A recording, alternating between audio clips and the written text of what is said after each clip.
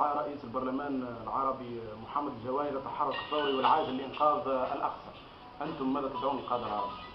هناك حرب دينية حقيقية في القدس، وإلا لماذا تستهدف المساجد والكنائس على حد سواء؟ لماذا يتم تدمير حارة المغاربة وباب المغاربة وإحلالها بحي يهودي لم يطلق عليه حي إسرائيلي، ولم يسمى باسم رئيس إسرائيل، إنما أطلق عليه الحي اليهودي بدل الحي المغاربي الإسلامي؟ بالفعل هي حرب دينية.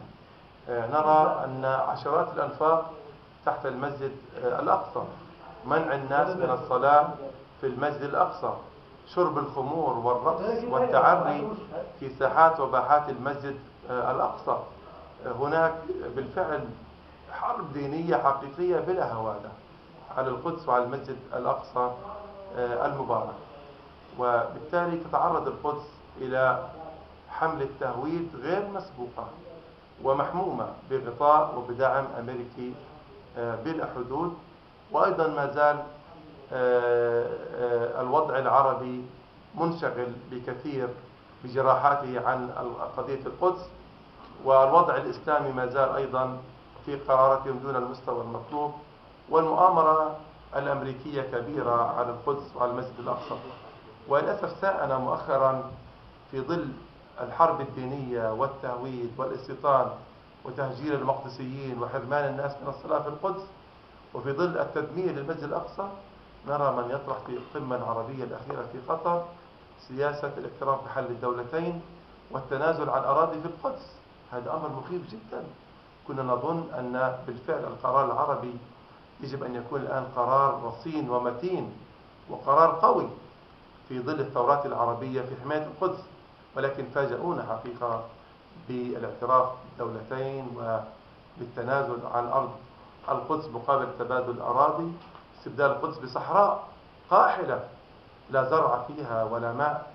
وبالتالي رفضنا حقيقة الاعتراف بإسرائيل، ورفضنا حل الدولتين، ورفضنا تبادل الأراضي. وبالتالي في ظل ما يجري في القدس من تهويد واستيطان واقتلاع وتدمير وحرب دينية، لابد أن تكون بعد هذا الإنجاز الكبير في كل الدول العربية وهي الثورات العربية أن تبدأ المرحلة الحقيقية لتشكيل جيوش عربية رصينة وقادرة ومقتدرة على تحرير القدس. ويجب أن يكون هذا القرار قرار عربي أصيل لا هوادة فيه، وهذا أمل المقدسيين وأمل الشعب الفلسطيني. بالتالي أي نداء عربي من أجل تحرير فلسطين، وعندما هتفت حناجر التوانسة الشعب يريد تحرير فلسطين، صداها كان في غزة والضفة وعكا ويافا وحيفا والقدس. ونحن ننتظر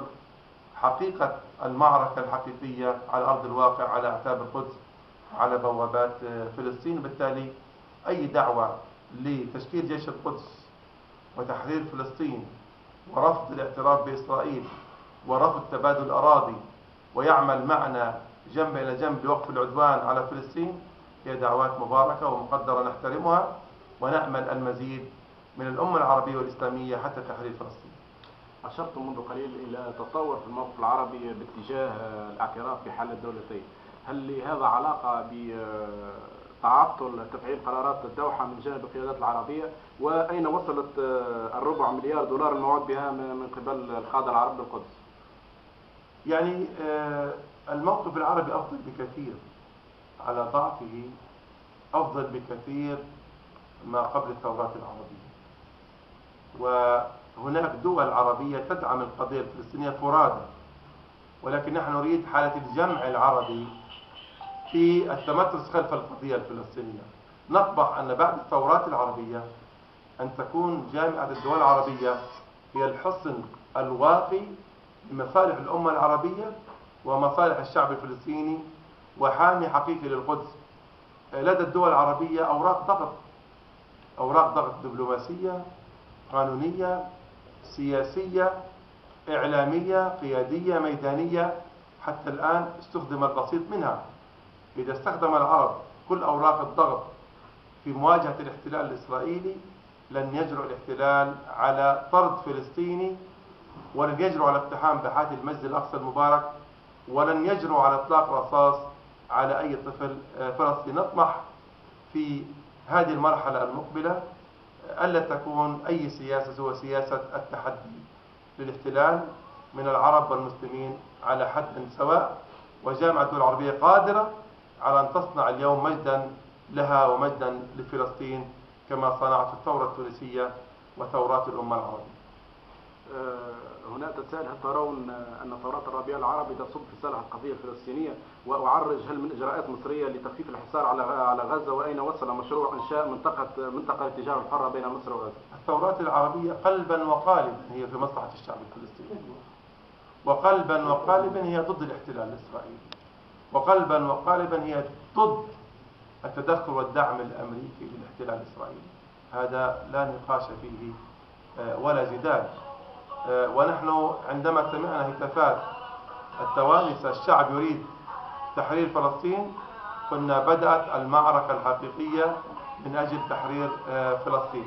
هذا أمر مهم جدا، ويسجل لشعب تونس وللشعوب العربية أنهم هتفوا بحناجرهم ولم نطلب منهم ذلك، بل صدعوا بهذا الهتاف: الشعب يريد تحرير فلسطين. فكان الصدى في القدس وفي غزة والضفة وفي حيفا ويافا وعكا. بالتالي بالفعل الثورات العربية أفرزت قيادات عربية وازنة، أفرزت رؤساء ووزراء ورؤساء وزراء ومحافظين يعني أصحاب وزن وقوة وحكمة وفهم واقتدار. وهذه الجلسة الطيبة اليوم برعاية سعادة المحافظ الأخ إبراهيم بارك الله فيه هي دليل على أن إفرازات الثورات العربية هي احتضان حقيقي للقضية الفلسطينية.